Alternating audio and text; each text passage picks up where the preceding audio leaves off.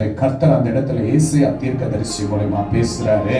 என்ன செய்யணும்? இதோ ரட்சிக்க கூடாதபடிக்கு கர்த்தருடைய கை குலுங்கி போகவும் இல்லை. இது எதை சொல்றாருனாக்கா, பாரு, நான் ரட்சிக்க ரெடியா இருக்கிறேன். என்னங்க? ரட்சிக்க நான் ரெடியா இருக்கிறேன். ரட்சிப்பதற்காகவே நான் உங்களோட இருக்கிறேன். என் கை குலுங்கி போவதில்லை. என் கரம் உனக்காக நான் காத்துட்டு இருக்கு. என் கரம் உன்னை மீட்பதற்காக நான் ரெடியா இருக்கிறேன். ஓடிவா மகனே, மகளே என்று கர்த்தர் என்ன சொல்றாருங்க? அநேக தீர்க்கதரிசிகள் ஆண்டவர் சொல்றாருங்க. என்ன பண்றாருங்க? அநேக தீர்க்கதரிசி கிட்ட சொல்றாருங்க. 2ஆம் வசனத்தை வாசிக்கலாம். உங்கள் அக்கிரமங்களோ உங்களுக்கு உங்கள் தேவனுக்கும் நடுவாக என்ன ஆகுதுங்களா? நம்மளுடைய அக்கிரமம், பாவம், ஒரு பரிசுத்த அன்பு நம்மளை தேடி வந்து நமக்கு உதவி செய்து நம்மளை மீட்டு அந்த தேவனுக்கு முன்பாக எது பிரிவினையா இருக்குதா? நம்மளுடைய அக்கிரமம் பிரிவினமா இருக்குதுங்களா? எப்படி இருக்குதுங்களா? ஒரு பிரிவினை உண்டாகுது. அந்த அக்கிரமம் கர்த்தரிடத்துல என்ன பண்ண முடியாதுங்க, சேர முடியாது. அந்த அக்கிரமத்திற்கும் பாவத்திற்கும் தேவனுக்கும் ரொம்ப தூரமா இருக்கு.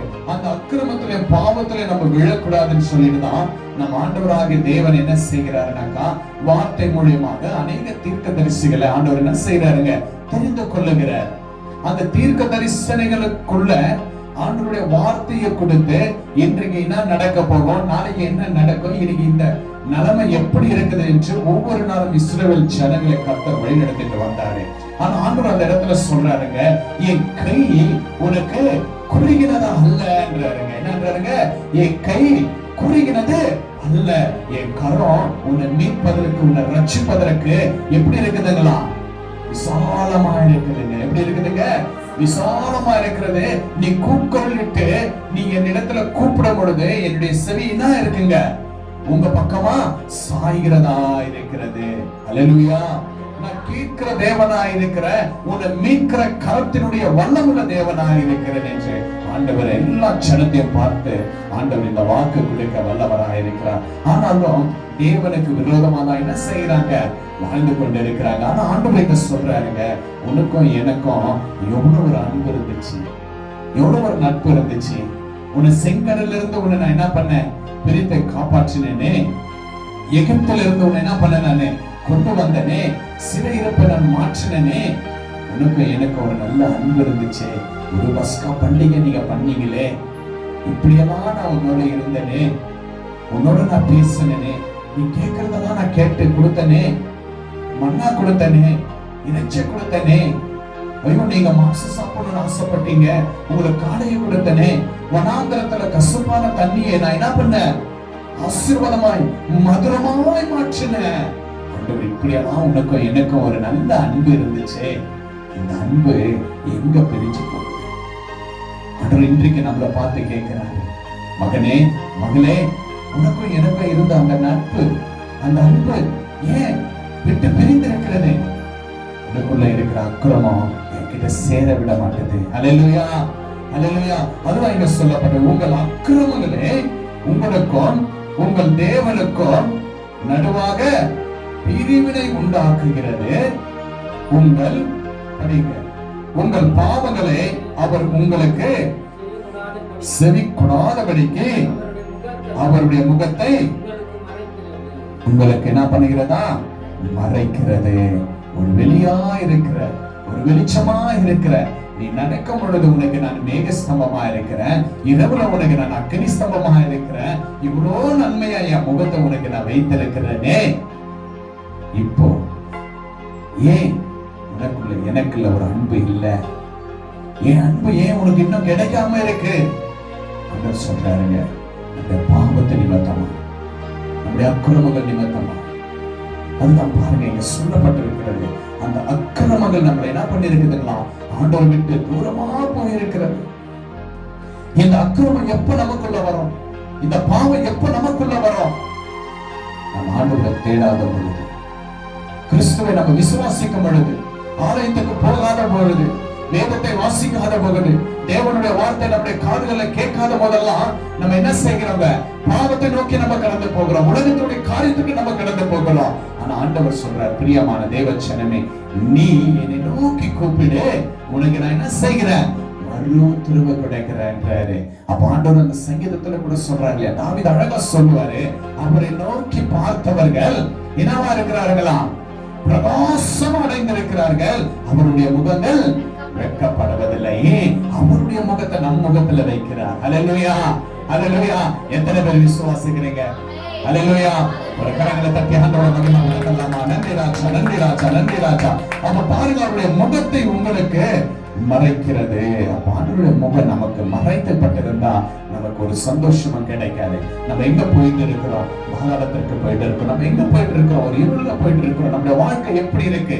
ஒரு இருளுடைய வாழ்க்கையாய் வாழ்ந்துட்டு இருக்கிறோம். அந்த இருள் உனக்குள்ள இருக்கக்கூடாது, அந்த பாவம் உனக்குள்ள நிரந்தரமா இருக்கக்கூடாது. அந்த சாபத்தை நாம போக்க வேண்டும் என்றுதான் ஆண்டவருடைய முகத்தை நமக்கு வைத்திருக்கிறவராக இருக்கிறார். அல்லேலூயா. அதுக்காக அந்த கல்வாரி சிலுவை கர்த்தர் நமக்கு கொடுத்தார். பழைய ஏற்பாடுல பழைய இதுல பார்க்கும்போது ஒவ்வொரு தீர்க்கதரிசி மூலமா சிலுவையில அறைஞ்சிட்டு இருக்கிறார். என்ன பண்றாருங்க? ஒவ்வொரு தீர்க்கதரிசி மூலமா, ஒவ்வொரு வார்த்தை மூலமா ஆண்டவர் சிலுவையில அறைகிறாரு. பாவத்துல போகாத, அக்கிரமத்துல போகாத, வேசித்தனம் பண்ணாத அப்படின்னு என்ன பண்றாரு ஆண்டவரே? ஒவ்வொரு தீர்க்கதரிசி மூலமா சொல்லுகிறவராக இருக்கிறார். நம்ம என்ன செய்கிறோம்? அதை கேட்கிறதில்ல. இன்று ஆண்டவர் பாருங்க, நமக்காக அவர் கல்வாரி சிலுவையில் ரத்தத்தை சிந்தினார். கல்வாரி பாரம் அந்த ஏறுகிறார், அந்த மலை மேல ஏறி தன்னுடைய எல்லா பலனையும் நமக்காக என்ன பண்ணாருன்னா ஆண்டவர் கொடுக்க வல்லவராக இருந்தார். தள்ளாடி தவழ்ந்து கலை கூறு ஏன் இயேசு கிறிஸ்து சுமந்து நேச கொல்கோதா மலையின் மேல் நடந்து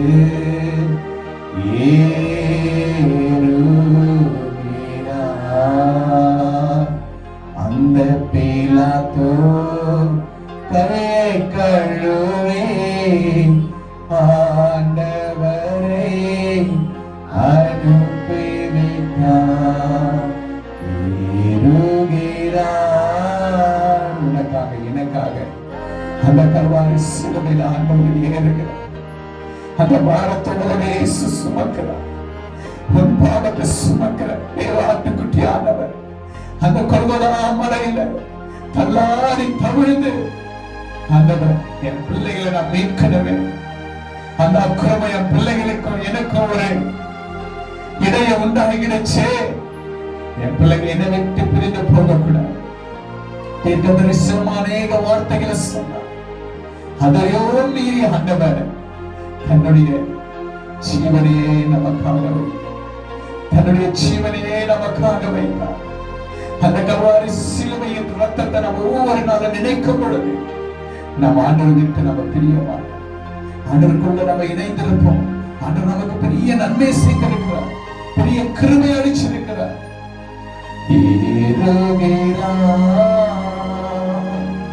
தள்ளாடி வந்து காலை கூறு ஏன் இயேசு கிறிஸ்து சுமந்து நேச கொல்கோதா மலையின் மேல் நடந்து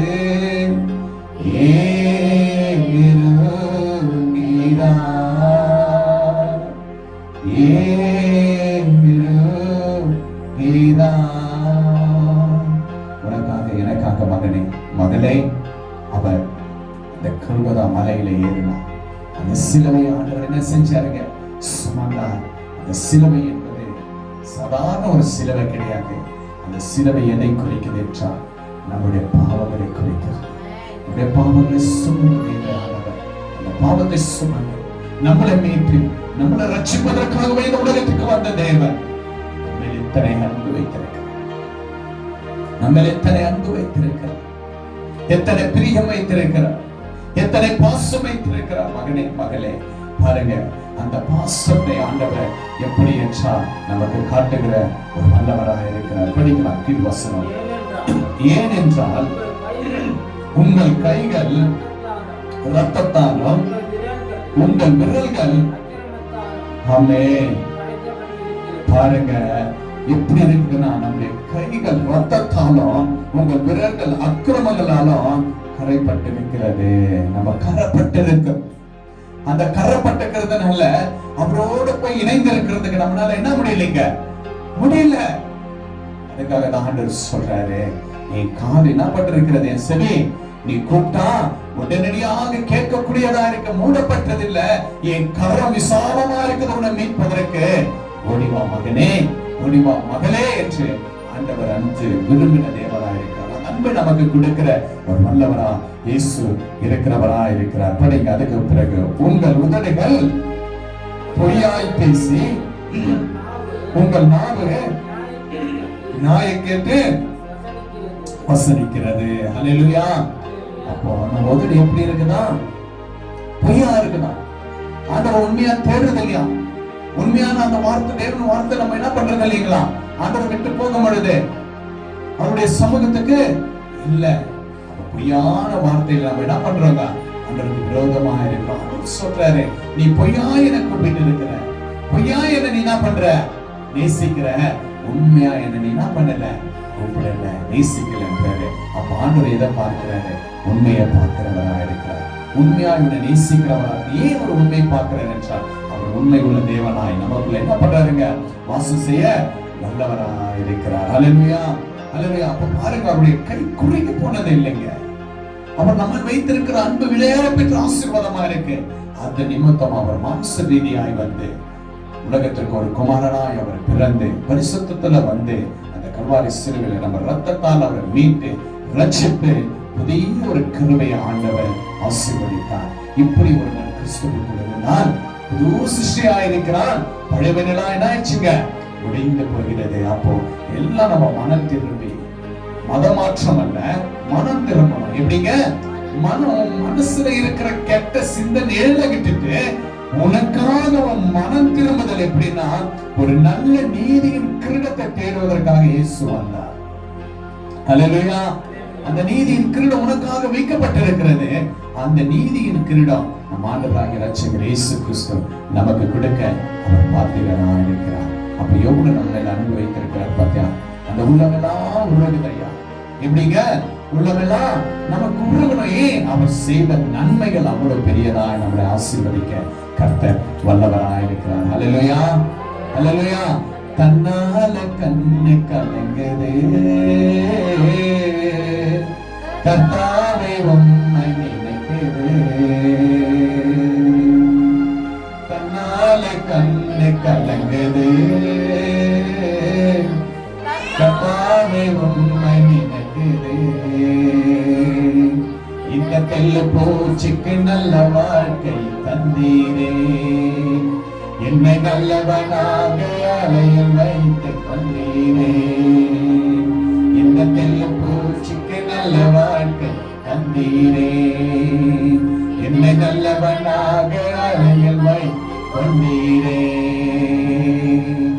உள்ளமெல்லாம் உருகுதையா உந்த நன்மை நினைக்கையில, உள்ளமெல்லாம் உருகுதையா உந்த நன்மை நினைக்கையில.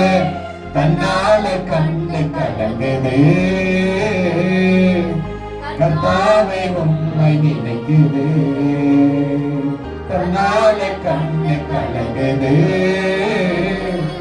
கர்த்தாவே உம்மை நினைக்குது. ஏசப்பாவை நினைக்கும் போது, அவர் செஞ்ச நன்மை நினைக்கும் போது எத்தனை பேர் உள்ளத்துல ஆழத்துல இருந்து ஆண்டவரை நன்றியோட நீங்க அழுது செபிக்கிறீங்க, நன்றி சொல்றீங்க. அவர் அல்லேலூயா சொல்லலாமா? அல்லேலூயா.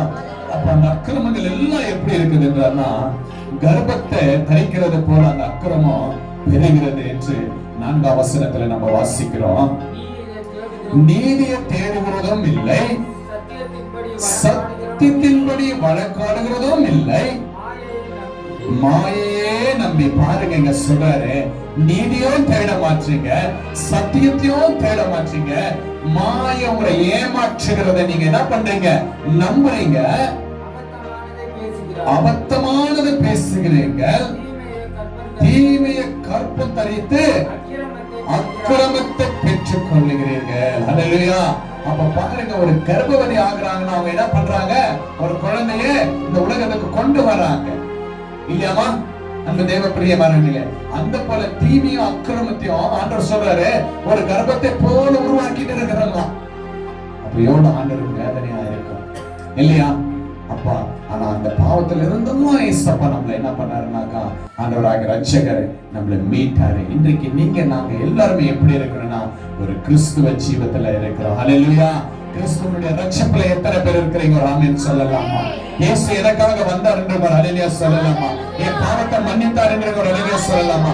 என்னைய குடும்பத்தை ரட்சித்தார் என்று ஒரு ஹல்லேலூயா சொல்லலாமா? கரங்களை தட்டி ஆண்டவரை மகிமைப்படுத்தலாம்.